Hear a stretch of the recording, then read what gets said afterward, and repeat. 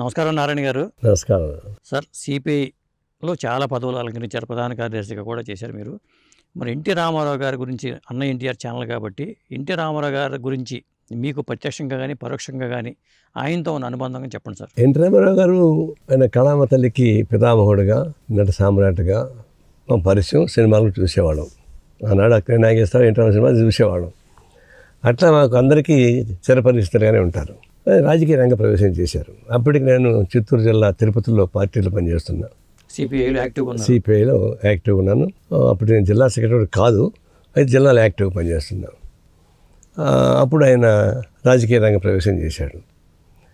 రాజకీయ రంగ ప్రవేశం చేసే ముందు ఆయన చిరపరిచితుడు కదా అందరికీ, కాబట్టి కొత్తగా ఉండక్కర్లేదు. కానీ బహుశా భారతదేశ రాజకీయ పటంలో ఆయన పార్టీ పెట్టి 6 నెలల్లోనే మళ్ళీ అధికారంలోకి వచ్చేటువంటి పొజిషన్ తీసుకొచ్చాడంటే ఈజ్ ది ఫస్ట్ పర్సన్. కళామ తల్లి రంగంలో నెంబర్ 1, ఈ రాజకీయ రంగంలో కూడా నెంబర్ 1. ఆయన ప్రారంభించి ఎట్టనే రావడం అనేది సరే. ఎంజే రామచంద్రరావు కళాకారుడే, అయితే ఆయన దేనికే పార్టీ పెట్టి దానిలో ఉండి వచ్చాడు తప్ప ఆయన సొంతంగా పార్టీ పెట్టింది లేదు. ఇంత సొంతంగా పార్టీ పెట్టి త్వరలోనే అధికారం రావడం అనేది ఎన్టీఆర్ యొక్క కళామ తల్లికి చేసినటువంటి నేపథ్యం, రాజకీయ నేపథ్యం కూడా. ఆయన వచ్చిన టైంకి ఎట్టుందంటే రాష్ట్రంలో కాంగ్రెస్ పార్టీ చాలా అధ్వాన పరిస్థితికి పోయింది. అప్పటికే 5 ముఖ్యమంత్రులు మారారు. దాదాపు ఇది ఓడిపోయే దశలో ఉంది. అప్పుడు కమ్యూనిస్టులు, గౌతలచ్చన్న అందరూ కలిసి ఒక ఫ్రంట్ ఏర్పడి ఈ కాంగ్రెస్ ప్రత్యామ్నాయంగా ఒక ఉద్యమం సాగించడానికి ఒక పెద్ద చేస్తున్నాం, జరుగుతున్నాయి. ఆ నేపథ్యంలో విజయవాడలో ఫస్ట్ టైం మేయర్ ప్రత్యక్ష ఎన్నికలు జరిగినాయి. ప్రత్యక్ష ఎన్నికలు జరిగితే ఫస్ట్ టైం సిపిఐ గెలిచింది పెద్ద మెజారిటీతోటి. కాంగ్రెస్ పార్టీ ఓడిపోయింది. విశాఖపట్నంలో బీజేపీ గెలిచింది, కాంగ్రెస్ పార్టీ ఓడిపోయింది. అంటే కాంగ్రెస్ పార్టీ పతనం స్టార్ట్ అయిపోయింది. ఆ టైంలో మేము సిపిఐ, సిపిఎం స్వత పార్టీని కలిపి ప్రయత్నం చేస్తున్నాం. ఆ టైంలో ఎన్టీ రామారావు వచ్చి రాజకీయ రంగ ప్రవేశం చేశాడు. రావడంతో కాంగ్రెస్ పార్టీని ఓడించేటువంటి శక్తి ఎవరికి ఉందని చెప్పేసి ప్రజలు వారి ఆలోచించుకొని ఎన్టీఆర్ అయితే రాజకీయ కాంగ్రెస్ ఓడించగలడు అని యాంటీ కాంగ్రెస్ ట్రెండ్ మొత్తం ఆయన పక్క వెళ్ళిపోయింది. మరి మీరందరూ అప్పుడు సపోర్ట్ ఇవ్వలేదు కదా ఆయనకి స్టార్టింగ్లో? అవును, మేము ఒక ఫ్రంటే పెట్టుకున్నాం కదా, మేము అధికారం రావాలని మేము కోరుకుంటున్నాం. కానీ ఎన్టీ రామారావు వచ్చిన కాడికి మేము సక్రమైన అంచనా వేయలేకపోయినాం. వాస్తవం చెప్పాలంటే సక్రమైన అంచనా వేయలేకపోయినాం. ఆయన ఏముందో సినీ కళాకారుడు, ఆయన రాజకీయాలు ఏం తెలుసు అనేటువంటి తేలిక భావం మా పెద్ద నాయకుడికి ఉండింది. మాకు లేదు, కింద వాళ్ళకి. మా పెద్ద నాయకుడికి ఉంది. కేరళ కమ్యూనిస్ట్ పార్టీ తీర్మానం చేసి పంపించింది, ఎన్టీ రామారావు రాజకీయాలకు వస్తున్నాడు, ఆయన మీరు అపోజ్ చేయబాకండి అని కేరళ కమ్యూనిస్ట్ పార్టీ మాకు తీర్మానం చేసి పంపించింది. మేము ఆలోచిస్తే మేము అందరం కలిసి ఒక ఫ్రంట్గా ఉన్నాం కదా, ఎంత సాధ్యం అవుతుందని చెప్పేసి అని అనుకొని ఒక్క స్టేజ్కి వచ్చేకాడికి మేము కూడా సాఫ్ట్ అయినాం. ఇక్కడ ఆయన జన ప్రపంచం బ్రహ్మాండంగా వస్తూ ఉంది. అప్పుడు చంద్రరాజస్వామి లాంటి వాళ్ళతో ఇక్కడికి వచ్చి మీటింగ్ పెట్టుకుంటూ కూడా సక్సెస్ కావడం లేదు. ఒక స్టేజ్కి వచ్చేకాడికి మేము కూడా ఏదో రిలీజ్ కావాల్సిందే, డోంట్ గో అగెన్స్ట్, మన పార్టీ పని చేసుకుంటా పోదాం, అంతేగాని ఆయన అపోజ్ చేసే పని లేదు. ఒకవేళ మీరు కూడా కలిసి ఉంటే ఎక్కువగా బలంగా వస్తున్నా. ఆయన రాజకీయ పార్టీ పెట్టాడు, ఒక స్టేజ్ వచ్చింది. అప్పుడు ఎన్టీ రామారావు గారే సిపిఐ, సిపిఎం నాయకుల్ని కలిసి పని చేసుకుందామని. అప్పుడు గిరిప్రసాద్ గారు మాకు ఉన్నారు, తర్వాత సుందరయ్య గారు ఉన్నారు. కలిసి పనిచేసి సీట్ల ఉడంబడికి సంబంధించి కొంత వచ్చింది. అసలు బీజేపీతో ఉంటే మాకు ఉండదని మనం చెప్పాం. బీజేపీ ఆయన దూరంగా పెట్టేశాడు అప్పటికి. అయితే సీట్ల పంపిణీలో స్వీయ మానసిక ధోరణులు పెరిగినాయి.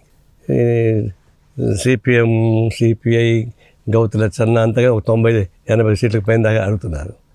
ఆయన వల్ల కాలేదు అడ్జస్ట్ చేయడానికి. మాకు దాదాపుగా 40-45 సీట్ల దాకా ఇద్దరికి ఇవ్వడానికి సుముఖత వ్యక్తపరిచాడు. అయితే కొన్ని సీట్లు మాకు కావాలని చెప్పేసి పాటుపట్టారు. ఒక చెప్పాను కదా, ఎంత కమ్యూనిస్ట్ అయినా కొన్ని స్వీయ మానసిక ధోరణులు ఉంటాయి. పర్టికులర్ లేకుండా పలానా సీటే మాకు కావాలి అన్నప్పుడు తనుకున్న అభ్యర్థులు తనుకుంటాయి. పడి చివరికి వీలు కాలేదు. వీలు కాకుండా ఇంకా సొంతంగా అన్నం చేసుకునేసాడు. మేము సపరేట్గా పోయినాం.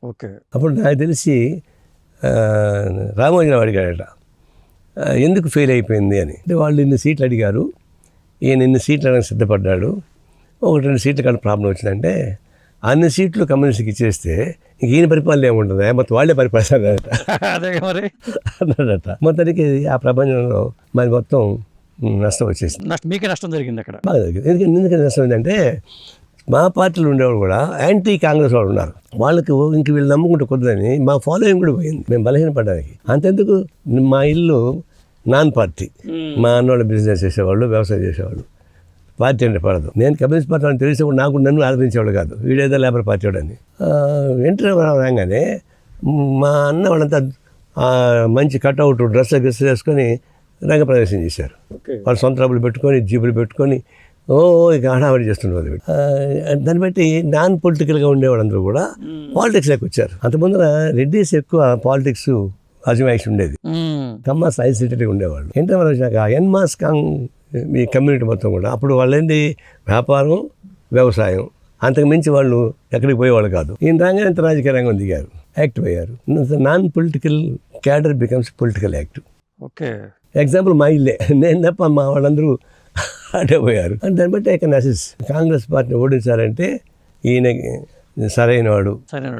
తర్వాత ఆయన మీద అభిమానం, ఆల్రెడీ ఎస్టాబ్లిష్డ్ అభిమాన సంఘాలు ఉన్నాయి, అట్లా ఆయన గెలిచాడు. తర్వాత ఆయన పట్టుకొని చేసుకుంటాడు. మేము కూడా ఒక 4-5 సీట్లు గెలిచి ఉంటున్నాము. ఎక్కువ ఖమ్మం, నల్గొండ మిగతా గెలలేదు. అయితే త్వరలోనే నాదెళ్ల భాస్కరరావు ఎపిసోడ్ వచ్చింది. దాంతో ప్రజాస్వామ్య పునరుద్ధరణ కోసం అందరూ కలవాల్సి వచ్చింది. బీజేపీ మొదలుకొని, కమ్యూనిస్టులు మొదలుకొని, ఎన్టీఆర్ దాకా మొత్తం మంది కలిసి ఒక ఐక్య ఉద్యమానికి నాంది పలికింది. అది నాదెళ్ల భాస్కరరావు పుణ్యం. అది అప్పుడు ఆ టైంలో నేను ఇక్కడ జిల్లాలో, చిత్తూరు జిల్లాలో పనిచేస్తున్నా. అప్పుడు ఎన్టీ రామారావు గారు ఆ పర్యటనలో భాగంగా తిరుపతి కూడా వచ్చారు. తిరుపతి వచ్చినప్పుడు పెద్ద జనం బాగా వస్తున్నారు కదా. అప్పుడు టీడీపీ వాళ్ళకి ఏంటంటే పార్టీ ఉంది కానీ నిర్మాణం, ప్రజా క్యాడరు అట్లా లేరు, గుంపుగా ఉంది. అప్పుడు తిరుపతిలో ఉన్న అన్ని పొలిటికల్ పార్టీస్ కలిసి ఎన్టీ రామారావు గారు వస్తున్నప్పుడు డయాస్ని కంట్రోల్ చేయాలి. మామూలుగా డయాస్ని కంట్రోల్ చేయడం కష్టం, అందరూ దూరేస్తారు. అట్లా కంట్రోల్ చేయాలంటే నారాయణకి డయాస్ బాధ్యత ఇవ్వాలని చెప్పేసి అని ఏకాగ్రత తీర్మానం చేశారు అందరూ కలిసి. అప్పుడు డయాస్ మొత్తం కంట్రోల్ నాకు ఇచ్చారు, అంటే నాకు పార్టీకి ఇచ్చారు. నేను పార్టీ క్యాడర్ని చుట్టూ డయాస్ చుట్టూ పెట్టి కంట్రోల్ చేసి ఎవరిని మా లిస్టులో ఉండేవాళ్ళు తప్ప ఇంకెవరు వచ్చినా రావడానికి వీల్లేదని కట్టదిట్టి చేశాం.